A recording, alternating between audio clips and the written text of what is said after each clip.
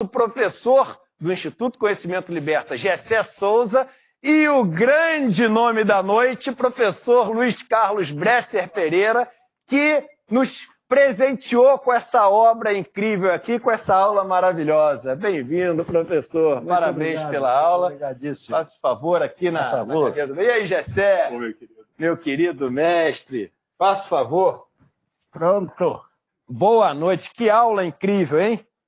E me pegou a última frase, né? Que você falou assim, aos 90 anos eu sigo lutando. Ah, não. Isso é verdade. É isso aí, que incrível. Gessé, antes de eu começar com as perguntas aqui para o professor, eu queria que você, primeiro, como o nosso decano, aqui como o nosso fundador da ideia do Instituto Conhecimento Liberta, que você fizesse as honras aqui, né? Falasse um pouquinho do que você achou da aula e você começasse fazendo a sua primeira colocação ou a sua pergunta para o professor Bresser Pereira, lembrando a todo mundo que isso aqui é histórico, são 9 horas e 24 minutos, é ao vivo que a gente está falando, e isso aqui, quem está vendo, quem não está vendo, não vai ver mais um encontro tão especial como esse. Vamos lá, Gessé. Verdade.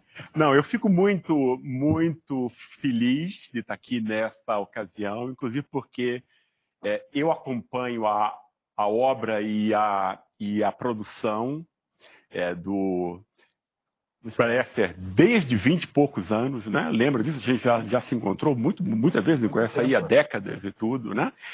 E eu acho que o que há de mais importante na sua produção, Bresser, é o fato de que você pensa amplo. Você pensa, você não fragmenta, que é uma tendência do conhecimento hoje, né? É ficar fragmentado, especializado, amesquinhado, etc. Ou seja, quer dizer, se você pega as coisas fragmentariamente, não há como você criticar o todo, né? Então é extremamente importante essa noção, a totalidade, etc. Né? Então, quer dizer que você tem de grande... Você também faz isso. Exato, em outra área, exato. Mas você faz exatamente isso que o Celso Furtado antes fazia e tal, né? E que nós perdemos isso, porque não é só que o país tenha tido agora, quer dizer, não esteja mais se desenvolvendo como antes, etc., mas a ciência, a produção de conhecimento entre nós se amesquinhou também. Né? E, eventualmente, tem uma relação entre uma coisa e outra. Né? Se o país deixa de se pensar de uma forma autônoma, etc., obviamente ele vai ter, não é? Ele vai ter muitas dificuldades a partir disso, né? Então, eu acho assim, você é uma figura, quer dizer, que eu tenho um enorme respeito, quer dizer, não só eu, mas quem quer que tenha contato, né, com as suas ideias, né? E eu acho que você é o nosso maior pensador econômico vivo, né? Entende? Quer dizer, porque você quer dizer, não, obviamente a gente não fala mais nessas coisas, não é, Eduardo? Temas como imperialismo, etc. Ninguém fala mais isso, cara. Não fala porque tem medo. E eu gostei muito, e eu queria até já passar a palavra para o senhor agora, quando você começa falando ali na aula desses termos, neoliberalismo, etc., e você falando, as pessoas meio que beatificaram esse termo, né? Elas sacralizaram esse termo, e ninguém pode falar mal. E é isso que o Gessé está falando. Tem alguns termos que ficaram proibidos de falar, então você fala, porque imperialismo, o imperialismo, você também é comunista, você não sei o quê, você não sabe de nada. Então as pessoas têm medo hoje em dia de falar.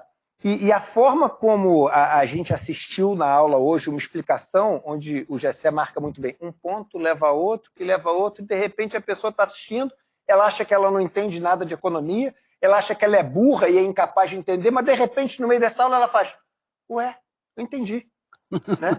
Então, não é importante a gente desacralizar esses dogmas, tipo de neoliberalismo, etc.? Não, veja, é exatamente isso, porque existe uma ideologia, que é a ideologia neoliberal. E essa ideologia tomou conta do mundo a partir de 1980.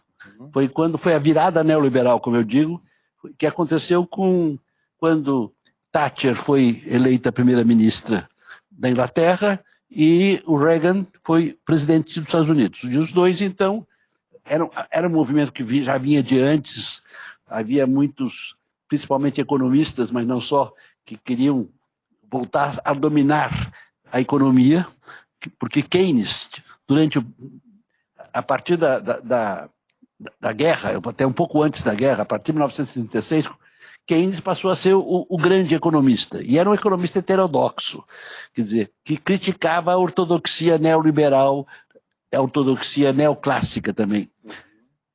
E durante 40 anos... Ali do Mises e do Hayek, isso, né? Virou o ídolo da turma reacionária hoje. Mas só que mas o Mises e o Hayek estavam em segundo plano, e quem estava na frente era o Keynes. Aí o Keynes pega e aflora como grande nome ali. Exatamente. Né? Isso, no momento pós-guerra. Quer dizer, aí, quando chega em 1980, a virada, tem uma crise nos anos 70, e essa crise ajuda, e o neoliberalismo volta a ser dominante. E passa a ser, então, uma verdade única. Né?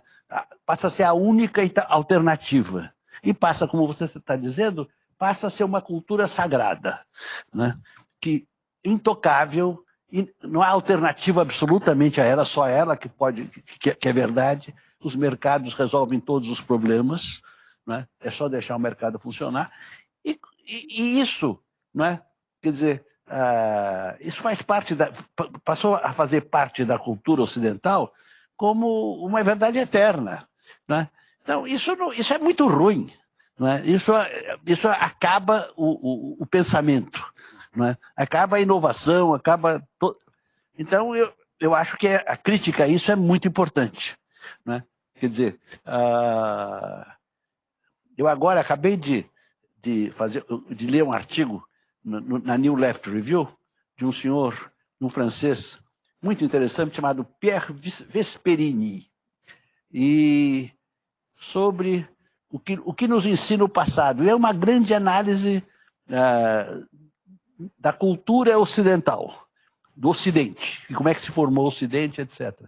E você vê ele também falando nessa sacralização, né, do conhecimento ocidental, que hoje é o conhecimento neoliberal.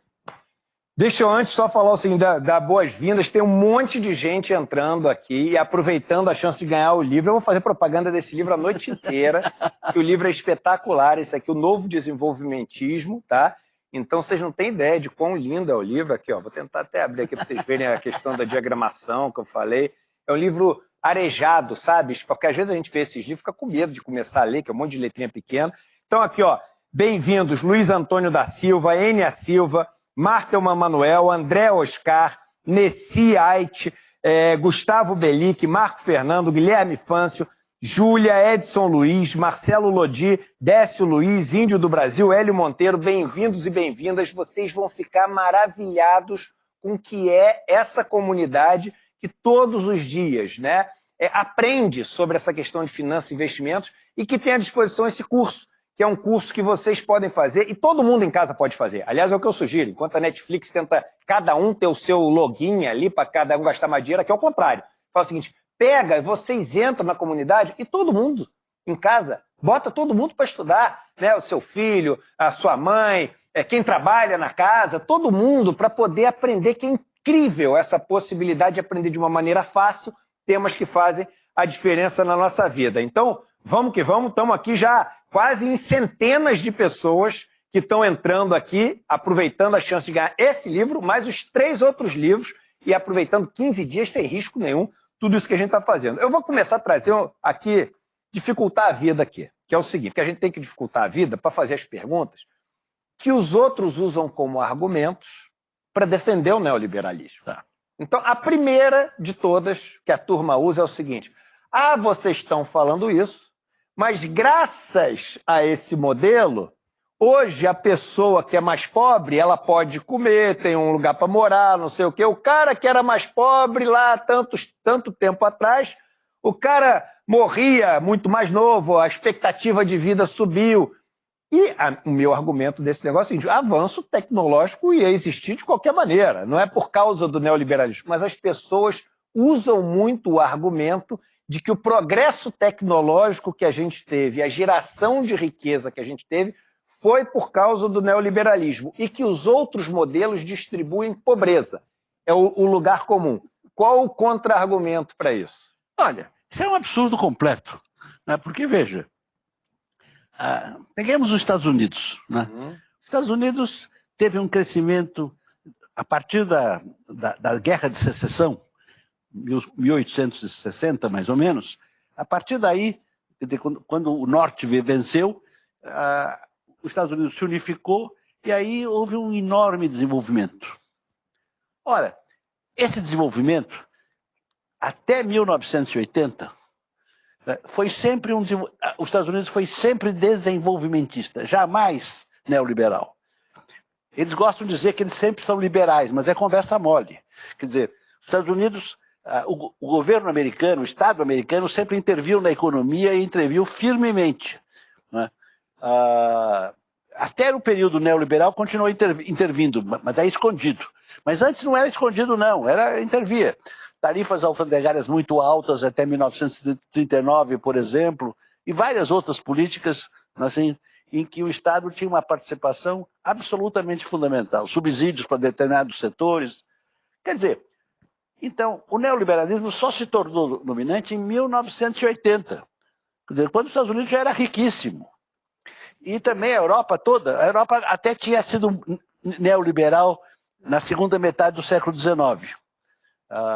E aí cresceu menos. Foi quando os Estados Unidos passou na frente da Europa. Quer dizer, e depois a Europa também, no período de grande crescimento, que era o pós-guerra, que foi um sucesso enorme da Europa, política absolutamente desenvolvimentista. O que quer dizer desenvolvimentista? Quer dizer uma intervenção moderada do Estado na economia e, dois, uma perspectiva nacional. Quer dizer, o Estado está ali para defender o capital e o trabalho principalmente, nacionais. Né? E cooperar com os outros países, mas a partir do interesse da nação, de cada nação. Porque os neoliberais dizem que não tem nação. É besteira, porque depois os americanos são ferozmente nacionalistas. Né? E não só nacionalistas, mas nacionalistas imperialistas, o que é muito pior. Mas isso é uma outra história.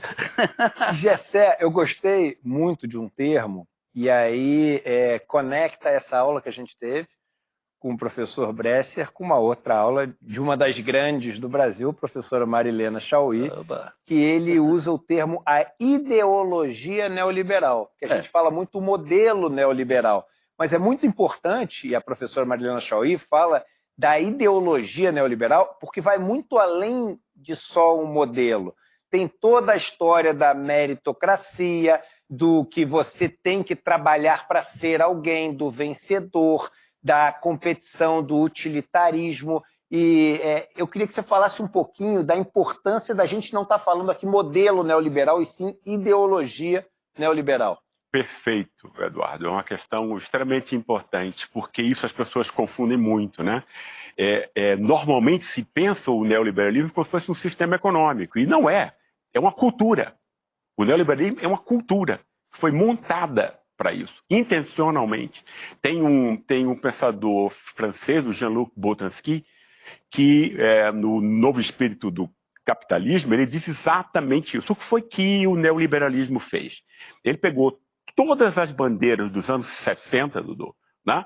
Liberação, criatividade, autonomia do trabalho, inovação, isso aqui para entendeu? Que eram termos de você redefinir a vida, e usaram isso para dentro da própria empresa, como se a empresa fosse o fim, e essas coisas todas de criatividade, não sei o que, para passassem a ser produtos empresariais, o que é exatamente exatamente o contrário, o inverso do que a Revolução dos Jovens em 1960 queria. Que era exatamente... Ou seja, eles sequestraram as bandeiras. Exatamente. E ressignificaram isso. Exatamente. Que é uma maneira genial e maligna. Genial e maligna, exatamente. Você pega a crítica mais importante, engole, depois você vomita sob uma forma de dominação, que é exatamente o que está acontecendo. Eu estava entrevistando muitas pessoas, né, para esse novo livro e tal, e eu vejo que quer dizer, as pessoas pobres se acham um empresário e tal, então ele tem um negocinho, não, eu quero ser empresário e tal, para parar, entendeu? Sem nenhuma condição para isso, era ótimo se fosse possível, né? Entende? Né? Quer dizer, mas aí a gente precisa entender, explicar por que esse dinheiro fica lá em cima, na mão de uma meia dúzia, e ele nunca desce. Né? Quer dizer, nunca desce aqui. Sobe cada vez mais. E nunca desce nos Estados Unidos, né, Bress? Há 50 anos, os ganhos do trabalhador americano estão estagnados, Dudu. 50 anos. Inacreditável. É inacreditável, cara. Né? Quer dizer, e aí o dinheiro todo, essa enorme quantidade de dinheiro, fica na mão de uma meia dúzia, né? Aqui, ó, deixa eu só dar boas-vindas para mais gente. Não para de entrar gente. É hoje o dia para ganhar esse presente. Depois, ó, é para comprar no site esse e os outros. Hoje é para ganhar de presente em casa, sem frete, sem nada, ainda para fazer as aulas todas. E quem que entrou nesse oba-oba aqui, ó? Maria Luísa Viegas, Iracema Antônio, Leonardo Vinícius, Doug Santiago, Paulo Roberto, Luiz Carlos Salgado, Felipe Ramos, Paulo Cavalcante, Marcelo Vivan, Luiz Omar, Luca Pimentel, Larissa Sampaio, uma turmaça entrando, só até o final da aula, esses presentes e esses prêmios todos. E você falou uma coisa, Gessé, que me conectou com o que o professor Bresser falou, que remete a um termo muito utilizado, uma expressão utilizada, perdão, que é de chutar a escada. Ou seja, esses países, eles fazem exatamente o contrário do que eles mandam a gente fazer. E aí, quando eles chegam lá no topo, eles chegam e falam assim, olha só, agora vocês têm que praticar o livre mercado, vocês têm que pegar esse dinheiro emprestado aqui, vocês têm que fazer ali um ajuste fiscal severíssimo. E aí mas você fala, mas calma aí, você foi protecionista? Você foi expansionista? Então, explica pra gente o que é esse termo tão utilizado, professor, de chutar a escada, e se é verdade mesmo que eles chutam a escada. É verdade, é pura verdade. Né? Isso foi uma expressão que foi criada por um grande economista alemão, que viveu também nos Estados Unidos, chamado List. Mas ele se tornou realmente conhecida e muito falada com um economista coreano, que é professor em Cambridge, na Inglaterra,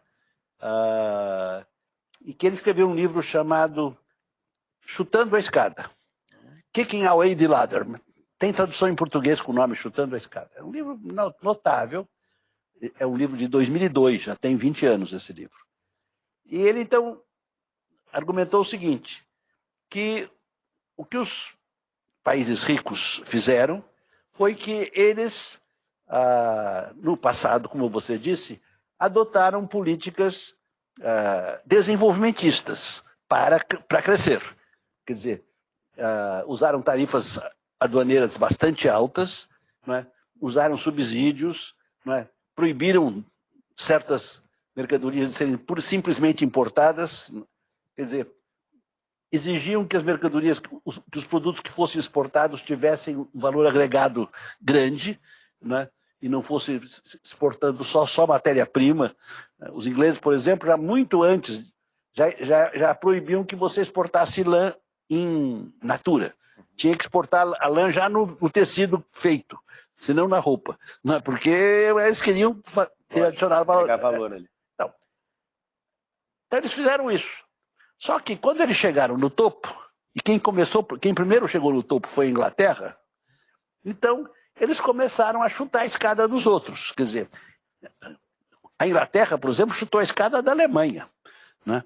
Porque a Alemanha se desenvolveu bem depois da Inglaterra. O grande desenvolvimento da Inglaterra foi no final do século XVIII e começo do século XIX. A Alemanha foi só no final do século XIX, quase 100 anos depois. Então, os alemães estavam subindo a escada, não é? Porque eles começaram a fazer a sua revolução industrial e a crescer. Aí os ingleses, não façam isso. Adotem o liberalismo econômico. Liberalismo econômico e neoliberalismo é a mesma coisa. Porque aí que vocês vão crescer. Vocês têm vantagens comparativas em produzir alimentos, né? Tem maravilhosas florestas e coisas desse tipo. Só que os alemães não são bestas, essa é a palavra, e não acreditaram. Quer dizer, Depois, quando o Brasil, por exemplo, começou a crescer com força, isso em 1950, já começou em 30, mas especialmente a partir de 1950, também aí eram os americanos, e também os ingleses e franceses, mas era muito mais os americanos, também começaram a chutar a nossa escada. Ah, não. E estão chutando até hoje, porque eles continuam convencendo essas nossas lamentáveis elites políticas, econômicas, intelectuais, de que a solução de todos os nossos problemas é o liberalismo econômico. Liberalismo econômico e neoliberalismo é a mesma coisa. E eles tentam falar o seguinte, o problema não é o liberalismo econômico, é que você ainda não fez o suficiente. Então tem que fazer mais, que aí vai dar certo, não é isso? É, porque aí é uma coisa alucinante, né? Eu agora, hoje, eu mandei para o Valor um artigo que é uma resposta que eu fiz, eu e mais um assistente meu, ao Edmar Baixa. Porque o Edmar Baixa, que foi no passado um economista desenvolvimentista, mas há mais de 20 anos se entregou completamente aos bancos e ao neoliberalismo, né? O Edmar Baixa escreveu um artigo, não é, em que ele volta a defender, não é, a abertura de todos os mercados, não é, a competição generalizada. Ele explica o grande motivo pelo qual a indústria ficou para trás, encolheu, como ele disse, o Brasil se desindustrializou, como eu digo, mas é a mesma coisa. Quer dizer, foi que os empresários brasileiros só olharam para o seu próprio umbigo, essa expressão dele, não é? E não se preocuparam absolutamente em aumentar a produtividade, não é? Então, quer dizer, é um negócio assim absolutamente escandaloso que ele está falando, porque, quer dizer, esses empresários brasileiros, eles competiram sim, não é? Porque quando entrou o neoliberalismo aqui no Brasil em 1990, com o Collor, depois continuou, quer dizer, quando isso aconteceu, as empresas brasileiras, né, foram atacadas violentamente, passaram com uma taxa de câmbio apreciada, com uma taxa de juros muito alta, e o resultado foi que o número enorme quebrou, pura e simplesmente. Quer dizer, outras pararam de investir, não é?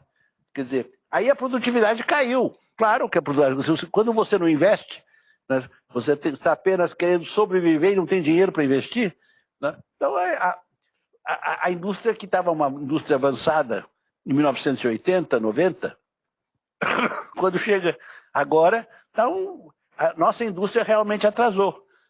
Mas isso não foi culpa dos empresários. Os empresários competiram muito.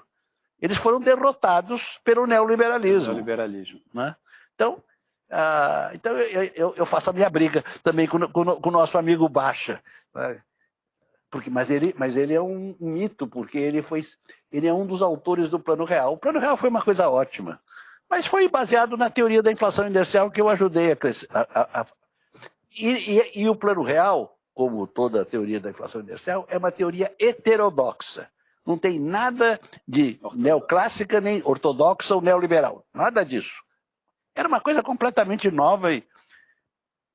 Agora, só que... Essa frase, deixa eu só dar ênfase nessa frase, que é uma frase que poucas vezes eu ouvi alguém falar, e é importantíssima. O Plano Real não tem nada de ortodoxo, ele é heterodoxo. Isso é assim, porque você vai no mercado financeiro, a turma defende o Plano Real absurdamente e diz que odeia política heterodoxa. Então, o que o professor Bresser está falando para a gente, e poucas vezes eu ouvi essa frase, importante a gente dizer aqui, o Plano Real de ortodoxo não tem nada. Isso. Agora, os seus autores, especialmente o Baixa e o Pércio Arida, viraram neoliberais no dia seguinte, quando chegaram no governo. Chegaram no governo, né, depois, em 95, no governo Fernando Henrique, e a política foi uma política rigorosamente neoliberal. O resultado foi que no governo Fernando Henrique, 4 anos depois do Plano Real, teve uma crise de balanço de pagamentos, uma crise muito grave. O Brasil quebrou. E 4 anos mais adiante, houve uma segunda crise, em 2002. Então, foi isso que o neoliberalismo produziu, né? No governo Fernando Henrique com essa gente. É isso aí, olha só, acelerando o número de pessoas que está entrando aqui na nossa comunidade, acelerando. Está aqui ó, na tela de vocês. Gente, R$ 97,00 por mês, é o que eu estou falando para você. Pede aí um lanche para entregar em casa, ver se vai conseguir um lanche por menos de R$ 97,00, sem 2 pessoas para comer. Pode pedir o mais simples que for. Não vai ter, só que esse negócio é para alimentar de conhecimento e daquilo que às vezes a gente não gosta, e nesse curso vocês vão gostar, porque é tudo feito de uma maneira divertida e legal com os melhores professores e professoras, mas assim, que transforma mesmo, sabe? As pessoas se perdem por não entender desse lado financeiro e econômico na vida delas. Aproveita hoje que tem esses presentes, livraço do dia, aqui ó, o Novo Desenvolvimentismo, do professor Bresser Pereira, obra de arte da editora Contracorrente, e os meus 3 livros, eu disse que ia mostrar a caixa comemorativa. A caixa comemorativa é essa aqui, ó, que a gente hoje vai mandar os 3 livros dentro dela, super bacana aqui, que aí fica de enfeites também aí na sala de vocês. Está aqui, ó, Elbio Cardoso, Sérgio Braz, Silvia Helena, Estela Mares, Alain Nogueira, Salomão Pamplona, Kleber do Sacramento, Wellington Alves, Murilo Henrique, Lúcio Antônio, Valdirene Silva, Clara Cássio, Eduardo Vieira, meu xará, Carlos Ubiratã, bem-vindos, bem-vindas ao Investidor Mestre. E só lembrando que a gente vai ter mais aqui uma meia hora de papo, mas acabou, não tem mais essa promoção. Vocês podem entrar no curso, etc., mas não tem essa promoção. Por isso que eu estou dizendo, como tem 15 dias de garantia total, entra e aproveita. Porque aí se você ficar, você vai levar os presentes todos. Se não ficar, você vai aprender um monte de coisa nos dias que você for participar lá e não vai ter gasto nada. Então pode ir no impulso mesmo, que é feito para isso a história. Gessé, deixa eu te falar uma coisa. As pessoas, né, defendem que o neoliberalismo ele não tem que ter Estado, porque você tem que incentivar ao máximo a competição, o Estado tem que só garantir que a lei vai ser cumprida, e isso vai fazer com que, enfim, os preços sejam os melhores possíveis. E eu acho muito bacana, porque o professor Bresser falou na aula, é muito sedutora a lógica. Você chega e fala o seguinte, olha, as empresas vão produzir aquilo que tem mais utilidades, porque é o que as pessoas estão mais dispostas a pagar dinheiro. Com isso, elas vão ter bastante lucro. Quando tiver bastante lucro, elas vão atrair a competição. Quando atrair a competição, elas vão pagar mais por insumos e mão de obra. O lucro que ficava na mão dos acionistas vai gotejar para baixo e você vai ter uma distribuição até a margem ficar menor e o dinheiro ir para a próxima coisa, que é o que mais as pessoas querem. É super sedutora a lógica. É super sedutora. Só que não entra aqui as variáveis que o poder econômico traz, que aí entra a tal da economia política. Então, todos os lugares onde se propôs ter uma livre competição, no final das contas o negócio termina no oligopólio ou no monopólio cheio de poder político. Eu gosto até de usar o exemplo da internet. A internet fala, agora a gente tem um lugar que é livre, assim, para todo mundo pode competir. Vocês vão ver a maravilha que a internet vai ser, porque agora é distribuição geral de oportunidades. Internet é só monopólio. Google é monopólio, a Amazon é monopólio, Facebook é monopólio, tudo é monopólio. E aí a questão entra, que eu queria falar com você, que é o seguinte, se o Estado não intervir, não tem a competição ótima. Por quê? Porque aqueles que ganham o primeiro dinheiro, eles começam a tomar o poder político, eles começam a criar barreiras, eles começam a corromper e fazer o sistema todo funcionar para eles. Então, eu queria que você comunicasse esse teu lado de sociólogo, de analista desses sistemas, com o que a gente ouviu do professor Bresser aqui, a importância do Estado para garantir essa competição e impedir que esses grupos de poder se formem. Essa é exatamente a ideia do estado de bem-estar, que foi inventada por Roosevelt, né? Quer dizer, Roosevelt fez exatamente isso. O que a gente chama de estado de bem-estar, o New Deal, é o que vai ser chamado de estado de bem-estar mais tarde. E que tem a ver com o quê, né? Quer dizer, obviamente, o que foi que você viu... Quer dizer, Roosevelt chegou aonde chegou, por quê? Porque em 1929, os Estados Unidos quebrou, né, e ficou numa pobreza enorme e ninguém sabia como sair disso, né? Exatamente. Era o neoliberalismo absoluto. Quer dizer, e aí Roosevelt passa a construir uma série de elementos para limitar o poder. dois empresários, né? Como se dissesse assim, Marx tem uma frase muito semelhante a essa e tal, né? Que enfim, a ação individual de um empresário ela é irracional, né? Ou seja, ela não está pensando no que ele vai ganhar no futuro, como é que ele vai manter isso, etc. Ele quer um lucro imediato, de curto prazo. Só o Estado é que pode entrar, né, para regular duas coisas. Primeiro, que, como você disse, que o mínimo de competição efetivamente existe, senão você não vai ter produtividade, não vai ter uma série de coisas, e para cuidar de quê? Do lado político dessa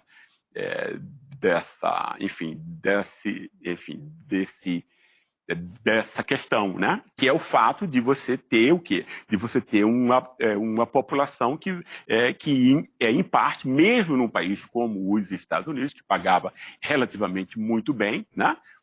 Os trabalhadores que estavam nas indústrias oligopólicas, como a indústria automobilística, etc. Mas tinha sempre uma parte que era miserável, né?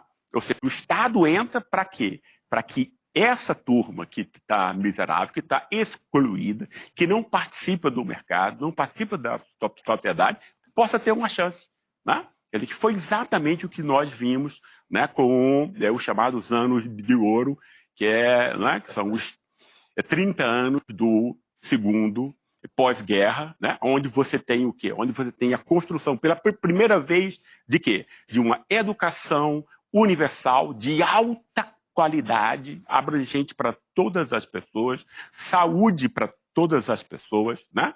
E a aposentadoria para todas as pessoas. O que é que você está fazendo com isso aí? Né? E eu sei que você gosta muito do Karl Polanyi, né? E ele dizia exatamente isso. Você retira educação, saúde e previdência, porque são coisas que todo mundo precisa. É isso que o Estado dá, né? Ou seja, no fundo, o que é que o Estado contribui? Para que exista um mínimo de competição real. Ou seja, todo mundo tem que ter saúde, educação e previdência, né? E tal. Quer dizer, as outras coisas, automóveis, roupa e tal, não, isso aí o dinheiro pode montar, né? Então, acho que essa coisa do Estado do bem-estar, ela vem exatamente para quê? Para que você possa superar essas disfunções que são inevitáveis a qualquer atividade do mercado sem nenhuma regulação, né? Maravilha. 300 pessoas, hein? Tem 300 pessoas que entraram na nossa comunidade hoje. Isso é maravilhoso. E eu quero falar agora sobre China, porque a gente fala rapidamente sobre China ali na aula, mas a gente tem uma questão que é o seguinte: nessas 4 décadas, de 80 até 2020, a gente tem o neoliberalismo sendo adotado em vários países desse mundo emergente, subdesenvolvido, em desenvolvimento. As pessoas dão um monte de nome bonito para coisa feia, né? Então, mas a verdade é dos países que ficaram para trás e que são explorados pelos grandes, mas eles adotam o neoliberalismo. Mas você tem ali como a principal locomotiva do mundo em todos os sentidos os Estados Unidos. A gente passando a ter a China com essa liderança econômica, você acha que o modelo hegemônico muda também? Veja, primeiro, muda mesmo. Quer dizer, porque a China, quer dizer, com Mao Tse-tung, eles fizeram uma revolução que era para ser socialista, mas afinal montaram um sistema estatista. Quer dizer, não era socialismo, também não era capitalismo, era um estatismo em que uma burocracia dominava toda a China, né, no plano econômico, político, todo. Aí, quando chegou em 1978, né, começou uma revolução dentro da China. O Mao Tse-tung tinha morrido, o próprio Mao Tse-tung tinha já começado a perceber o que tinha que mudar e abrir mais a China para o comércio internacional e para a competição internacional. E aí o Deng Xiaoping, que foi um gênio, né, continuou a obra de Mao Tse-tung e transformou a China num país capitalista. Mas jamais num país neoliberal. Um país capitalista desenvolvimentista. E, é claro, né, teve um sucesso absolutamente extraordinário. O crescimento que a China teve entre 1980 até 1920, né, foi um crescimento absolutamente fantástico. Nunca nenhum país do mundo chegou nada próximo disso. E era sempre com uma participação muito ativa do Estado na economia, né, intervindo em vários lugares, de várias maneiras, né, para estimular o desenvolvimento industrial do país. Muito bem, claro que isso deixou, quer dizer, os americanos de repente perceberam o que estava acontecendo, né? E quem primeiro percebeu, curiosamente, isto foi o Trump. Quando ele chegou ao poder em 2017, ele viu que a China estava crescendo muito e que os Estados Unidos estava ficando para trás, ainda continuava sendo o país mais rico do mundo, mas estava diminuindo a diferença muito fortemente. E começou a ser desenvolvimentista. Como? Adotando tarifas alfandegárias muito altas. Não só sobre a China, mas em geral, né? Mas com especial interesse pela China. Quer dizer, bom, aí quando chega em 2020, é eleito o Biden, e o que faz o Biden? Ele mantém as tarifas elevadas do Trump e agora cria subsídios para um monte de indústrias, subsídios enormes. Isso, outra vez, é desenvolvimentismo. É intervenção do Estado na economia, né, procurando agora intervir nas áreas verdes, especialmente, e nas áreas de interesse nacional, de segurança nacional. Quer dizer, ou seja, os americanos deixaram para trás o neoliberalismo. Eles não são mais neoliberais. Eles continuam. O que tem lá agora é um desenvolvimentismo conservador, sem dúvida. Não é progressista e continua imperialista. Isso é outra história também. Mas neoliberalismo não são mais. Quer dizer, a Europa está demorando para perceber, está começando a perceber, mas demorando, porque a Europa, como o Brasil, né, foi submetida pelos Estados Unidos. Né, e tem aquela velha história, né, de que façam o que eu mando, não o que eu faço. Então, os Estados Unidos mandou para a Europa, como mandou para nós nos submetemos em 1990.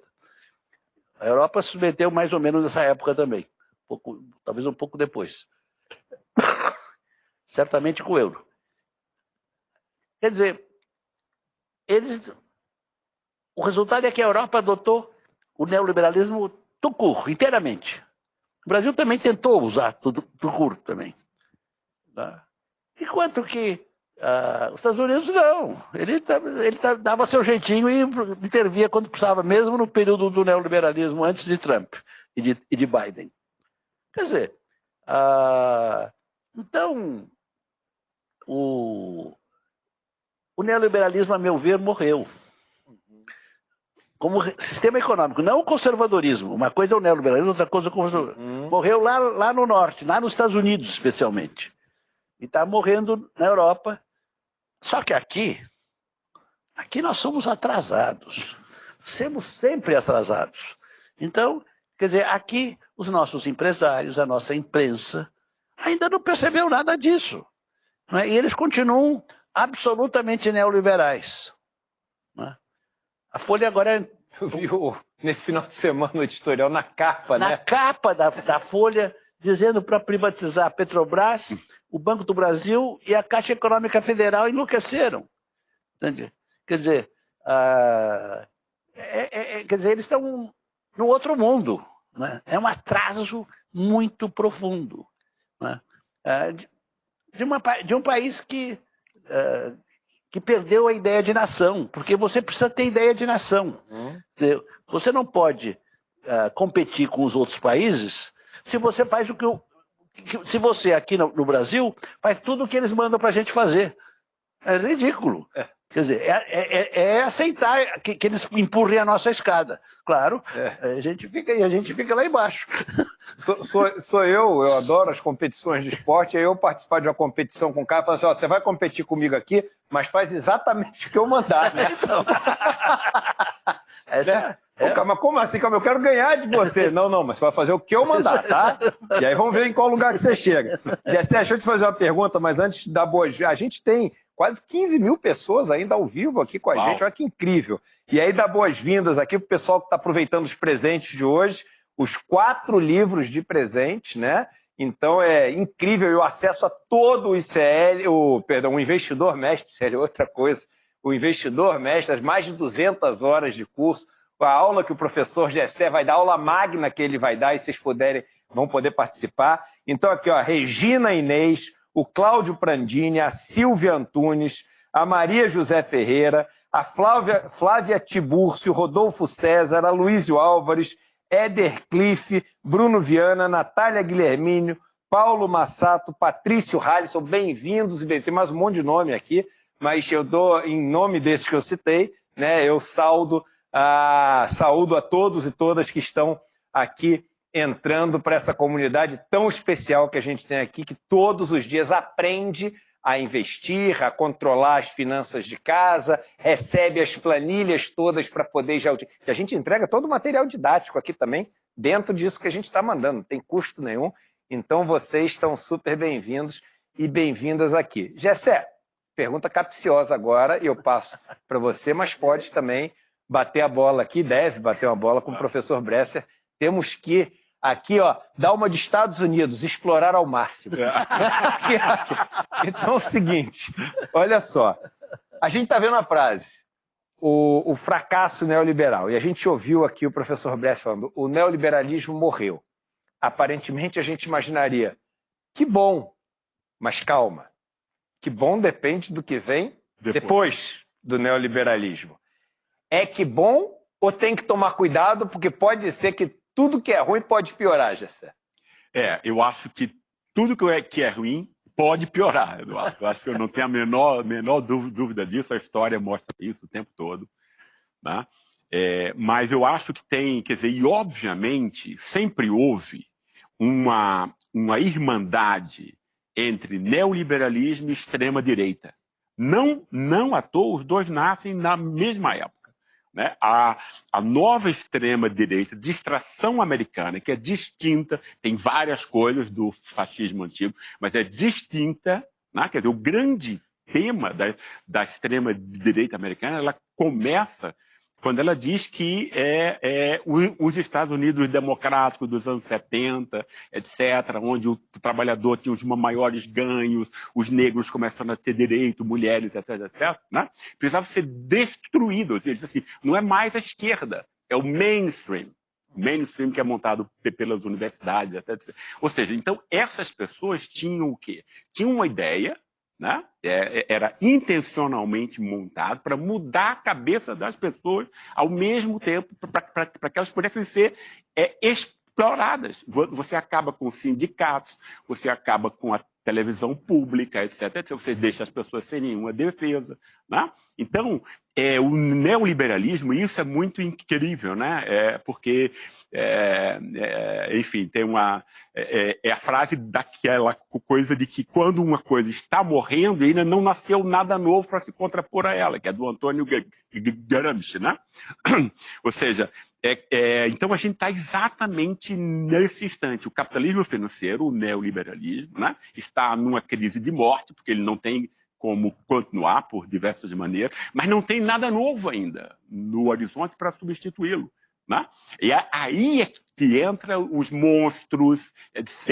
e tal, é esgarçado, né, esse terreno e tal. O que você acha disso, Bré? Então, eu sou um pouco mais otimista. Uhum. Porque, primeiro, eu estou de pleno acordo que, respondendo ao Eduardo, o Edu, você disse que tem aí a extrema-direita.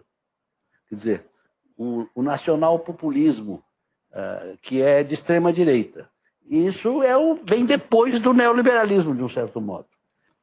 Mas vem por quê? Porque é o fracasso do neoliberalismo em promover, né, a melhoria dos padrões de vida da população, da grande maioria da população, né, resultou numa indignação que foi aproveitada por essa extrema-direita, que o próprio Trump é o representante mais famoso. Nós temos muitos, infelizmente. Mas Eu acho que há... Então, aí eu estou de pleno acordo com você.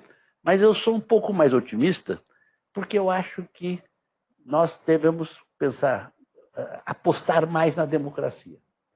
Porque uma coisa que eu fiquei muito impressionado, que eu analiso bastante isso nesse livro que vai ser publicado agora pela Oxford University Press, é como a democracia enfrentou o neoliberalismo, porque o neoliberalismo é altamente antidemocrático, e como enfrentou também agora, quer dizer, esse nacional-populismo de extrema-direita,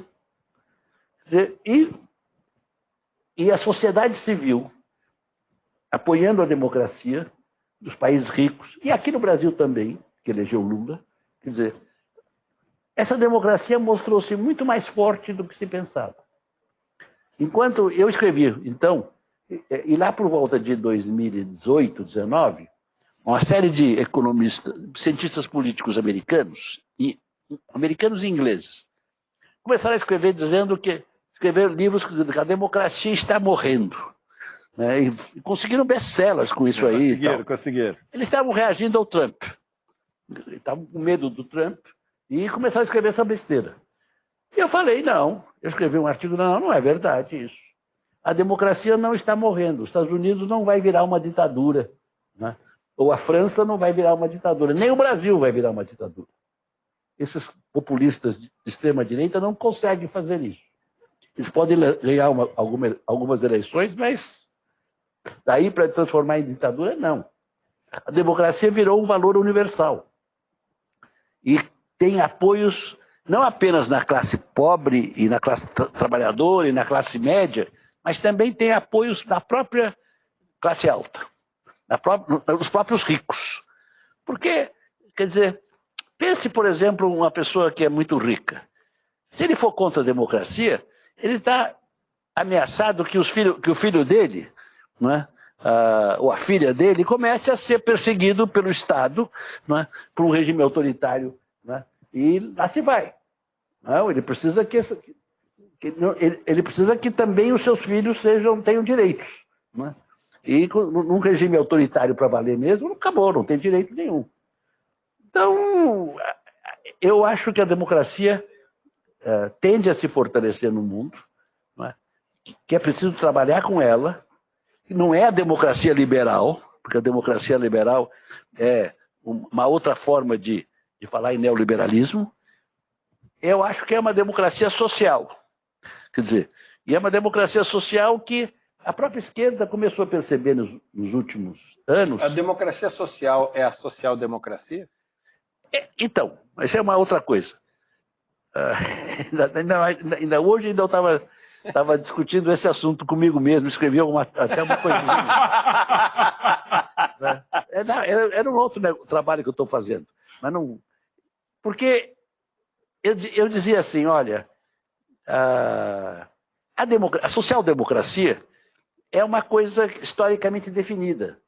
A social-democracia é aquilo que começou com Roosevelt, como o Gessé colocou, e depois teve o seu grande momento com a formação do Estado do Bem-Estar Social na Europa, no após-guerra. Os 30 anos do após-guerra, os 30 anos gloriosos, como dizem os franceses. Isso foi uma beleza. Isso é a social-democracia. Mas mas eu quero uma outra expressão para falar, não é, da democracia que vem. Da democracia como ideal, que é ao mesmo tempo aquilo pela qual a gente tem que lutar. Uma democracia que se tornou muito mais importante quando a ideia de uma revolução socialista foi se afastando. Não há perspectivas de uma revolução socialista. Mas de uma revolução democrática, da afirmação da democracia, do avanço da democracia, isso é possível. Então começou as esquerdas, a centro-esquerda, os social-democratas, que é centro-esquerda, né, começaram a apostar na democracia. E eu falei, bom, mas então eu vou chamar com o mesmo nome. Eu não queria mudar, queria fazer, não. Eu falo, bom, em português é fácil, eu chamo uma de social-democracia e outra democracia social.